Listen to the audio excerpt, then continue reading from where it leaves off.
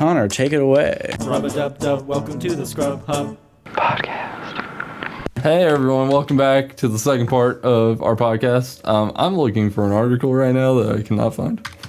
That's okay. Nothing like not being able to find stuff. I know. Well, I guess we'll go ahead and I'll talk about a topic that I want to discuss briefly. Yeah, go for it. So I just kind of hear me out here. Yeah. I have no opinions on it because I don't exist in this world, but I wanted to. It's this one, right?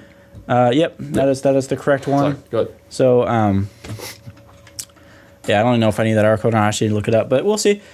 So what it is that there's the Logitech Harmony Link. Everyone's freaking out about this because it's one of those Internet of Things where you plug it in, it does a bunch of stuff. I don't even know. It's like, I know about the Harmony remotes. I have one. It's kind of cool, but I don't know. But like within the Internet of Things thing you buy, it could just overnight, doesn't work. The hardware is great, but they turn off the services and then suddenly it's just a brick. Why am I not on the right camera? Darn it me. Hi, there we go. Okay, now we're on the right camera. Exciting. But yeah, so what it is that they're discontinuing whatever the current version of Link is for some new version. And all they were going to do, first off, without saying that they were canceling it, they had this huge sale. So a bunch of people bought them. And then they're like, okay, in a year they're going to stop working.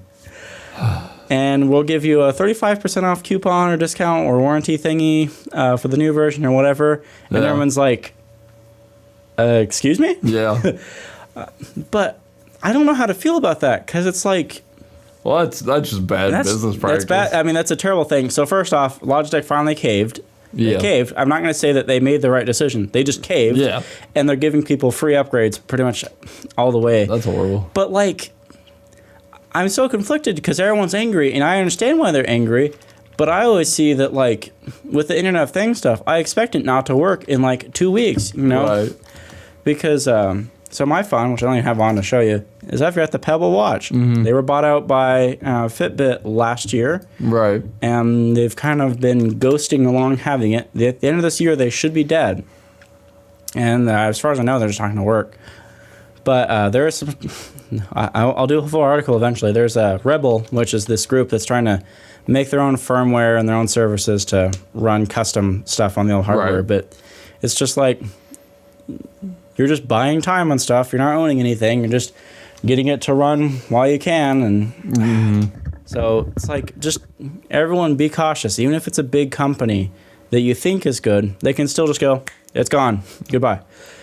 So I just avoid internet stuff as much as you can. As nice as it is to be able to just use your phone to control your house, expect it to not last. That's my concern, because like even things like the Apple stuff and the Google stuff, like I always worry about it because I'm like, sure, it all works now, but what if something happens? I really like retro tech. Like I like buying stuff from like 40 years ago, plugging in or cleaning it or fixing it. Something very simple, just like, okay, it's been on a shelf for 10 years. What do you expect? And it just works. But like almost everything coming out nowadays, 10 years from now, we'll just get to look at it and go, isn't this cool? Like it'll just be like, this was fancy technology 10 years ago. I can't show you what it does. It's broken. It doesn't work anymore. But when this was new, it was really cool and crazy. But that's the interesting thing, the thing I do find interesting about what Microsoft's trying to do right now. They're really talking about how they want to end, in theory, the generation of consoles. They want, because they've made the original Xbox games and the Xbox 360 games backwards compatible on the Xbox One. And what they want to do is, like, the next console can play all of those games, too. And, like, basically everything you own that's Xbox works with everything that Xbox has going forward. So, like, if they bring out another console, your Xbox One games, your 360 games, and your original Xbox games will all work on that platform. That's their plan. I don't know if they'll actually succeed at that. Probably not. But that's what they want to do.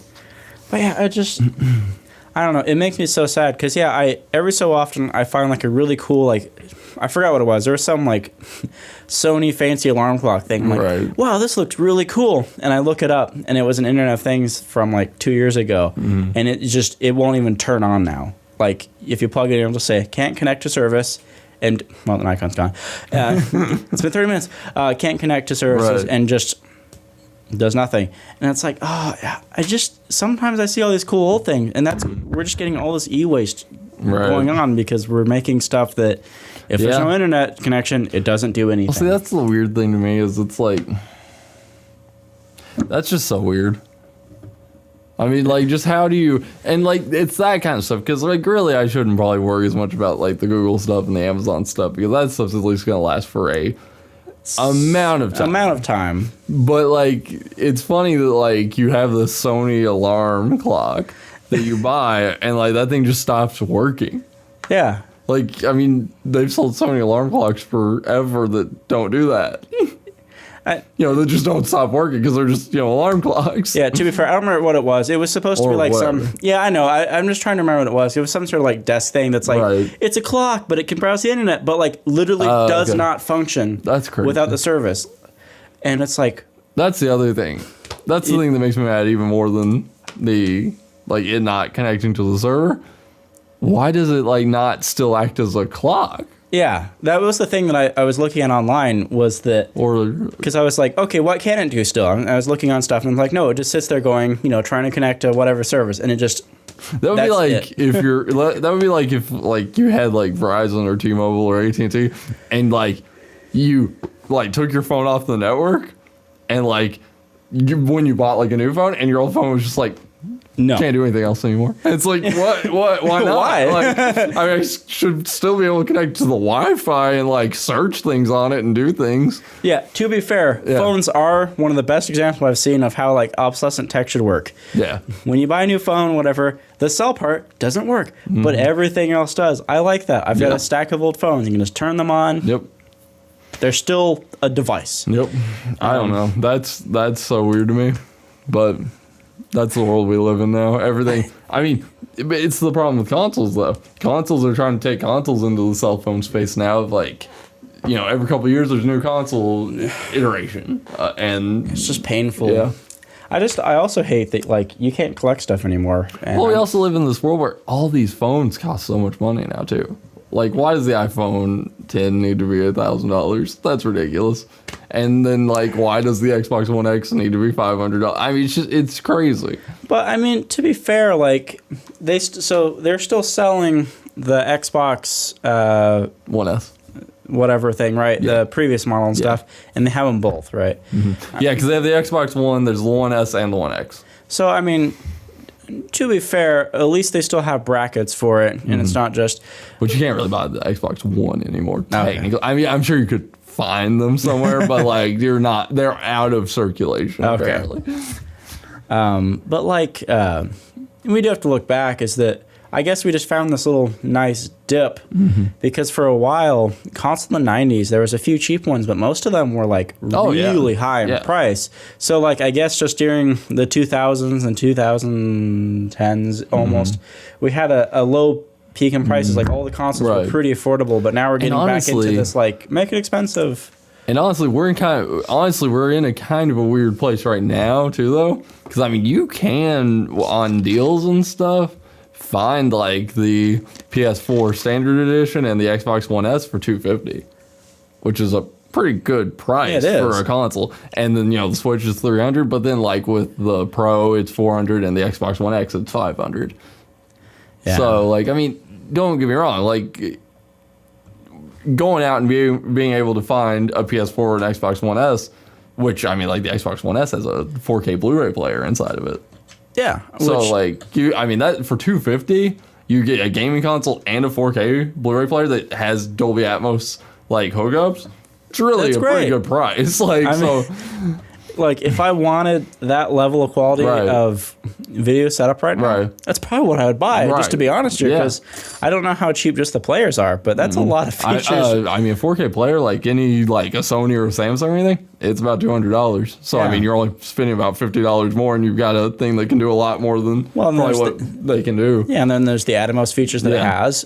And I guess... Well, I never assume. I was going to say smart features like Netflix and stuff, but I guess everything does Netflix. Some TVs and some players probably have that built in too. But I mean, still though, like, I mean, for $50 more, and if there is anything that ever comes out on your console that you want to play, or there are features that your TV doesn't have, I mean, $50 really isn't that bad. Like, as a like, ooh, okay. Yeah, that was the thing about the PS3. Yeah, the media bar Was, well, the Blu-ray player. Mm-hmm. Oh was, yeah, no, yeah. Yeah, which was crazy at the time. Yeah, do you remember the other one with the Xbox 360 or HD? What was it? HD? HD DVD. DVD, yeah. Did it actually support that? Yeah. Really? That was what was hilarious. Okay. Yeah, no, that's what was hilarious. The PlayStation 3 came out with Blu-ray built in because it was Sony. Microsoft had the 360, and they wanted to have. Did they own HD DVD, or were they partnered with them? It should have been partnered. Okay. Sony to Blu-ray. I can't remember who was partners, but there was two groups, Right. like just like VHS and stuff. Well, It was I always love this because this cracked me up. It was a separate player that you had to plug into your 360, so you had to like sit like next to it or on top of it or something. But what always cracked me up is I remember when this was all new, going to the like Target here in this area, and they had. I mean, it was hilarious. DVDs still spread across the movie section, and there was this little sliver of Blu-ray and this little sliver of HD DVDs. And basically, you just slowly saw the Blu-ray grow and start to take over some of the DVD space, and that HD DVD didn't even move. It didn't budge, and you're like, yeah. Blu-ray is going to be the standard. Oh, no, I remember that, because, yeah, it was, I remember wandering Walmarts, and there was the two sections, and like, nah. Yeah. Now, I don't remember what my vote was for, though. That makes me sad. Yeah, I don't, I never, I mean, at the time, when that was first happening, I mean, I only had a Wii. Yeah. I was probably about a year out from getting a 360. I got a 360. I think I still hooked it up with the composite hookup and not HDMI. HDMI. Yeah. Well, because I still had a rear projection TV, would have just been using DVD. Yeah. Now, mind you, that rear projection was HD, so it did have component, and we did do the Wii that way, and it was really fancy at the time. I felt like, I was like, this isn't HD I mean, I TV, remember being man. excited before we even got a Blu-ray player. I remember being excited. We bought a stereo system for our HD TV, because, HD TVs have horrible sound, typically. Yeah. And we bought like a stereo system, and the stereo system had a Blu-ray player built in, one of those like 6-disc changer things built into it. Because it was like, I think it was like a Sony player or something. It had DVD like up convert. And I remember being like, oh yeah, up convert. That's awesome. And like, I mean, it really didn't do that much. No, I mean, it did something, but it didn't really do that much. Like, yeah, upscaling is just like, if you could have clean SD video out, you don't need an up convert, because that's all the up converter is doing, is just making it better. Because like composite cable itself is what sucks coming out of a DVD, not so much that but it was hilarious. I remember being excited. I had like HDTV was hooked up with HDMI. There was an up convert. We didn't have Blu-ray yet, and I was like, oh, this is awesome. No, I remember. Like, come on, I see those DVD players and they look great, because you're like upscaling. Oh man, it's so cool. But like at the end of the day, it's like. But then once you get Blu-ray, you're like, oh no, this is actually the thing. Like I see it now. It makes sense, guys. I remember watching the first Blu-ray on just like a 1080 TV and being like, oh no, this actually does look better. So I'm pretty certain my first experience with an HD TV, it was cool. So we finally got rid of the rear projection TV. Right. Because, I mean, have you guys ever seen one of those things? They are huge. Yeah. Because it was a 60-inch. It was the 60-inch Mitsubishi. It was an HD 1080, which was like before HDMI existed. It had component, but it also had the RGB HV plugs in the back that just, I've never seen in the wild anything that uses that. My dad got rid of it a long time ago, but you'll like this. We had one of those LaserDisc players? What were they? Yeah, LaserDisc is the giant. Yeah. And we had like Toy Story on it. And I watched Toy Story on a LaserDisc. Oh man, it was so good. I can't remember if that was the right term, LaserDisc. Yeah, I've got the stack of LaserDiscs over there. If you want to go grab them, bottom shelf. Go grab one. So I'll tell my story real quick. So we finally got an HD TV, like a real flat screen LCD, whatever. And you got Star Wars. Yes, I do. Grab it. There's actually two things to Star Wars. One of them is actually VHS. And Michael brought over his Xbox 360 with Skyrim when that was brand new. So that's when we got our HD TV with Skyrim. And we had been playing it on the rear projection with just component stuff. have you ever played Skyrim on that low res? Holy crap, hard to read text. Oh yeah, Yeah, No, it's- I remember playing. I got Dead Rising the first one, which had a horrible text problem. Played it on a tube TV. You can't even read it. It's so little. It's like we have the gate. Which I still want to watch. I need to get a LaserDisc player at some point. I'm gonna put them over here. We got Sleeping Beauty. In all of its beauty. What was that gold sticker on the front, real quick? THX LaserDisc Dolby Digital. The Prince and the Pauper, Disney Mickey Mouse version, and is that two Mickeys on the front there? Whoa, that is. Why are there two Mickeys? Is that like the story of the Prince and the Pauper? Is it the same guy? It's the same guy. I don't know. I have no idea what the Prince of the Pauper I don't is. either. Ooh, The Little Mermaid. Nice. Good movie. Yep. Sadly, it's not the Aladdin, which is an even better movie. Hold on, it gets even better because we've got. Beauty and the Beast, Okay. which is not better than Aladdin. Yeah. No, I can't see back here. I just had to assume. Cinderella, Good. still not better than Aladdin though. No. Do I have Snow her? White. Snow White. Do I have Hercules on there? You do have Hercules, and I Okay. would argue that this is the only movie that could be competitive with Aladdin. Can I be still think competitive. Aladdin might be better. Yeah. And I'm not. This might actually. I think I picked up the VHS version of this. I was like, once I saw the box again, I'm like, there's no way a LaserDisc is in this. It was a gamble. Did we get video?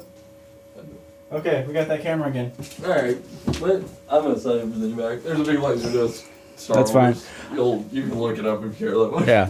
And it's not actually the valuable version, by the way. There's two LaserDisc versions, and that's not the valuable one. Oh, Yeah. really? That's cool. It's also not the valuable VHS version either. Because there's like three versions. The valuable VHS version, the one with the 3. I don't remember which one it is. I think it might actually be individual ones are better because they're less corrected than even those versions. Yeah, there was corrections added to those Yeah. versions too. So but I I think think a lot it's- of it was like sound and stuff more Yeah. than. Well, they did add CG to one of the VHS trilogies. did they? Yes, because I found it in the wild and went useless. That's weird. Because the one I have for the VHS, I think it's the one where they actually put like the THX like sound on it and stuff. I think they like increased some of the sound stuff. Yeah. But I don't remember. I don't remember any CGI in it. Yeah, I don't know. Hey, that's something we could talk about. Did you see that Disney's trying to buy 21st Century Fox? I heard about that. Which could be interesting because they own the original version of the first Star Wars movie, the Episode 4. The original version. Disney owns 5 and 6 in its original format.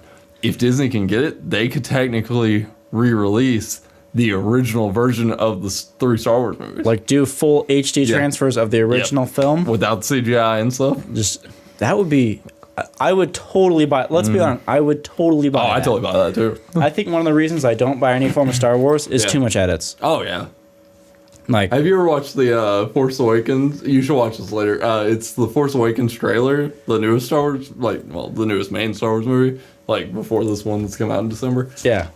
It's the George Lucas edit, and it's just all kinds of stuff added to the trailer, like bad CGI added to the trailer. It's great. It has to be the best thing ever.